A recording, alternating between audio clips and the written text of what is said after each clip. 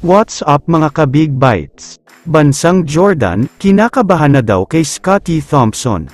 Pero bago ka sana magpatuloy sa panunood ay huwag mong kalimutang mag-subscribe sa aking YouTube channel. Maghaharap na ang dalawa sa mga malakas na teams sa Southeast Asia. Ito nga ay ang bansang Jordan kontra sa Gilas Pilipinas. Maghaharap nga ang dalawang undefeated teams na ito mamayang alas 5 ng hapon. Maraming mga fans ang sobrang excited na talagang mapanood ito, dahil alam naman nating lahat kung gaano sila kalakas, tinatambakan nga nila ang mga teams na nakakaharap nila, kaya exciting talaga kung anong klaseng laban ang mangyayari. Samantala, isa si Scottie Thompson sa pinakatututukan ng mga fans dito, matapos ang isa na namang magandang performance ang pinakita niya kontra sa Thailand. Almost triple-double nga ang ginawa niya sa naging laban na yun.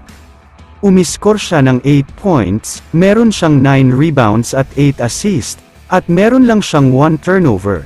Siya ang pinaka-efficient sa laban na yun, dahil plus 28 ang naging efficiency rate niya. Kaya naman ayon sa mga source, isa daw talaga sa pinaghahandaan ng Jordan ay itong si Scottie Thompson, dahil alam daw nila ang kalidad niya bilang isang player. At alam rin daw nila na siya ang reigning PBA MVP. Masyado nga daw sakit sa ulo itong si Thompson, dahil sa mga ginagawa niyang mga hustle plays, pinag-aaralan nga daw nilang mabuti kung anong klaseng game plan ang gagawin nila para mapigilan ang mga ginagawa ni Thompson.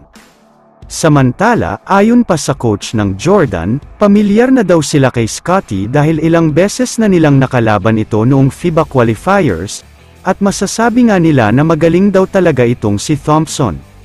Hindi nga daw siya yung tipo ng player na kailangang umiskor ng maraming puntos para maging effective, may sarili nga daw diskarte si Thompson, at ito nga ay sa pamamagitan ng mga hustle plays na ginagawa niya.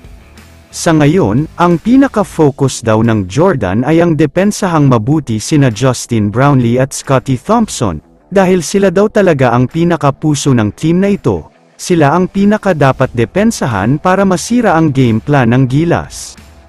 Pero kung ako naman ang tatanungin, alam naman nating mahirap talagang mapigilan ang isang Scottie Thompson, maraming mga coaches at players na ang sumubok, pero halos walang nagtatagumpay dahil all-out talaga palagi ang pinapakita ni Scottie. Kaya naman kung kayo ang tatanungin, ano ang masasabi nyo sa balitang ito? I-comment mo naman ang opinyon mo tungkol sa tanong na ito. Dito na muna nagtatapos ang video na ito. Maraming salamat sa panunood mga ka-Big Bites. God bless sa inyong lahat.